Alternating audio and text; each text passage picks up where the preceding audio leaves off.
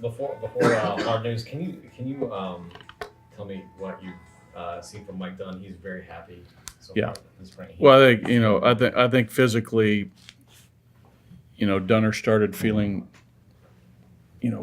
prior to spring training that he was in a good spot physically. So I think the confidence has continued to build, and the way he's throwing the ball, we're really encouraged. And we talked about it yesterday, right? A little bit of, I'd say, somewhat of maybe a transformation of, maybe from the early part of Mike's career in Miami, where it was sort of heavy fastball with a lot of velocity, and now it's sort of a tribute to Mike that he's mixing a curveball, the slider has been really consistent this spring, and the fastball for me still has some life and carry through the zone and can beat some bats. So we're all of us, coaches, Mike included, really excited about where he is right now. So now again, it's we gotta keep it going. But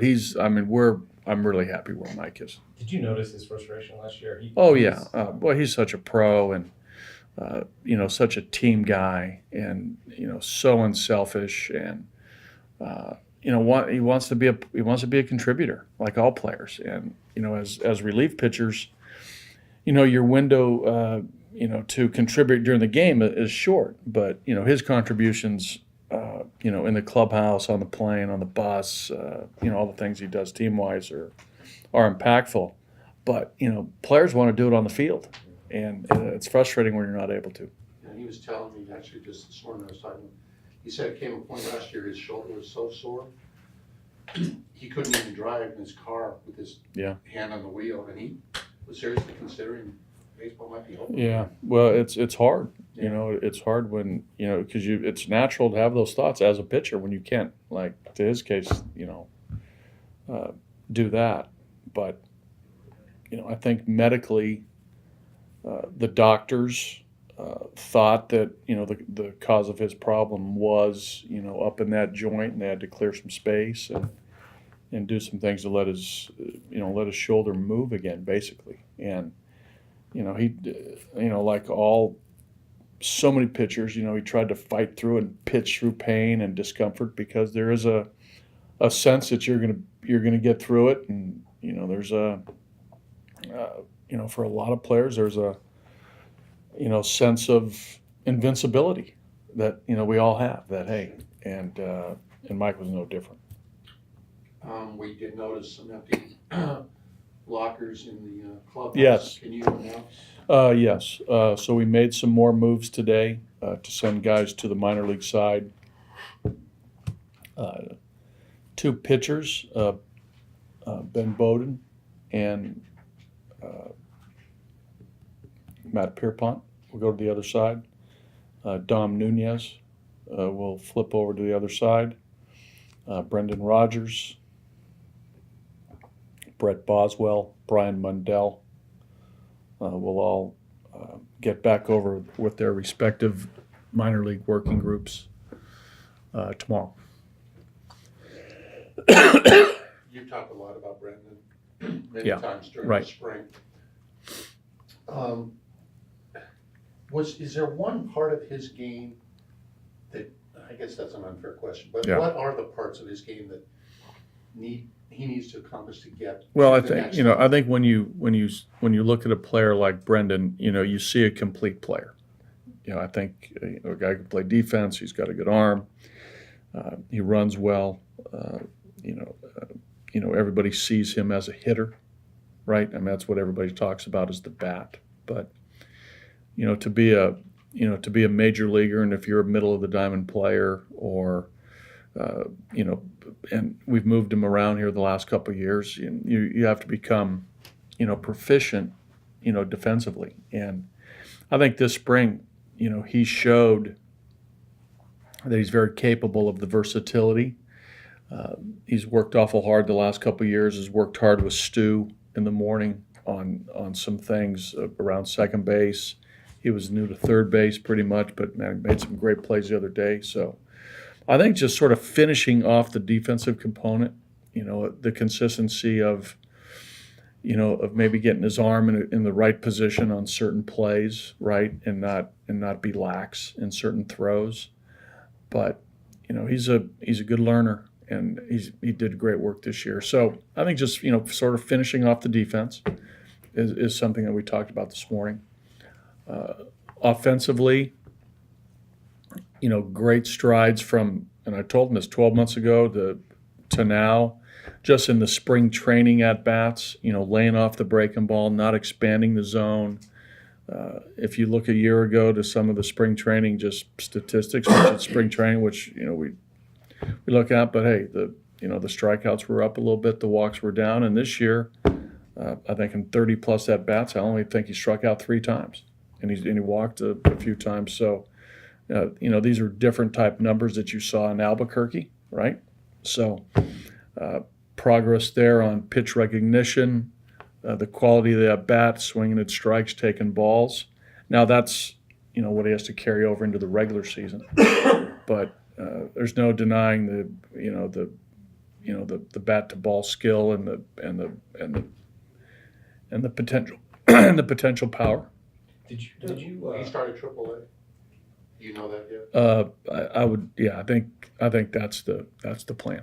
Yeah, he entered in AAA. I would think that he'll start there. What was the plan for him in the fall league before he wasn't able to do that, and that set him back In the fall league 2 years ago, Well, he was supposed to go to fall league this year, no? I don't think so. Was he? He got hurt. Mexico. He was on there, then he got hurt. Oh, he got hurt at the end of the year. Yeah. Yeah, he was gonna go to Mexico first. Yeah, he got hurt at the end of the year. That's what happened. Did it set him back a bunch? I don't think so. Okay. What about throughout his career here, though he's a kind of a muscular type guy, throughout his career here, the guys in the organization have said he can make it as a major league shortstop. Yeah. Do you see him as a major Yeah. league shortstop? I mean, obviously you got Sure. him, but Yeah, he's very capable of handling that position.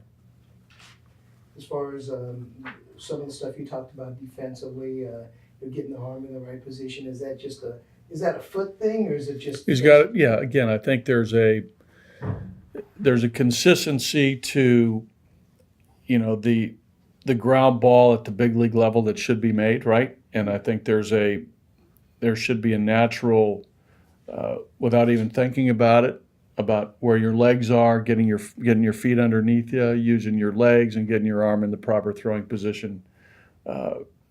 Each and every time I don't want to say a routine ground ball, but a major league out that should be recorded.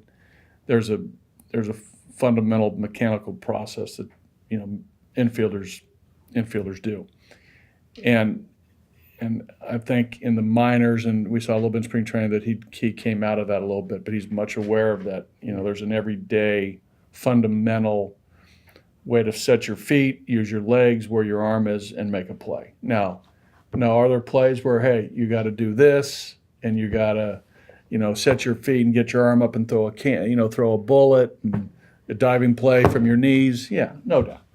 But just the fundamental play that you watch Trevor get a ground ball, get his feet underneath him, get his arm up, elbow above the shoulder, and throw the ball to first base.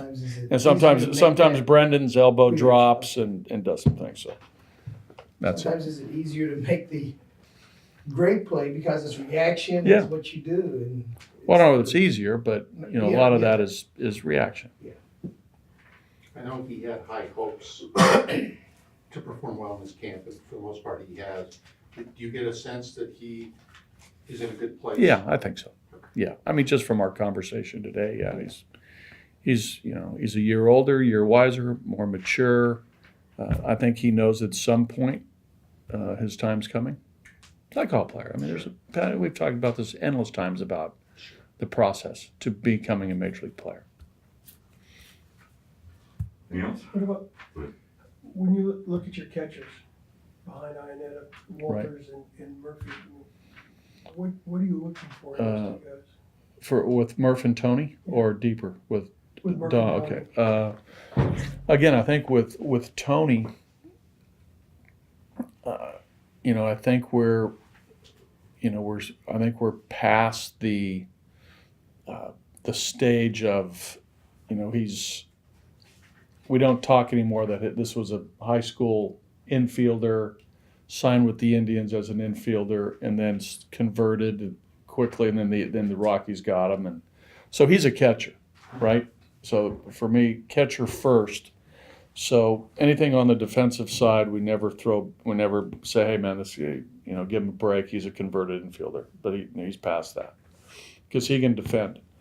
So with him, it's just the continued education of game calling, and with the bat, and we've talked about this, just the staying committed and convicted to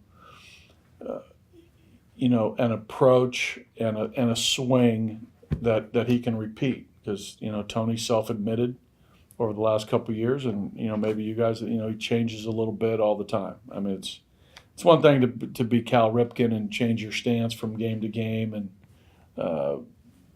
do what Cal used to do and other hitters, but with Tony, he's got to, being a couple year service time player, he's got to get his approach, get his swing, and carry that over regardless of of the results or his performance, because eventually it will get to where it needs to be to his level. And with Murph,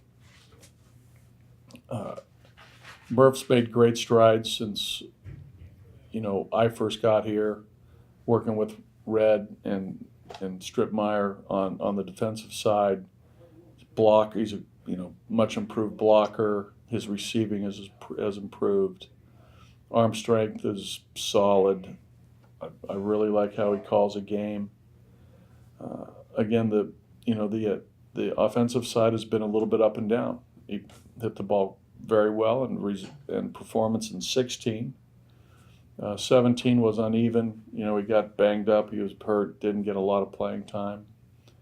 Last year, again, maybe a little bit uneven on the offensive side. Maybe the strikeout totals were a little high. The walks were down. So I think just a little bit more consistent offensive performance. But the defense has improved to the point where we feel pretty good about it. How much do you want to play Iannetta if you were looking at a percentage basis? Well,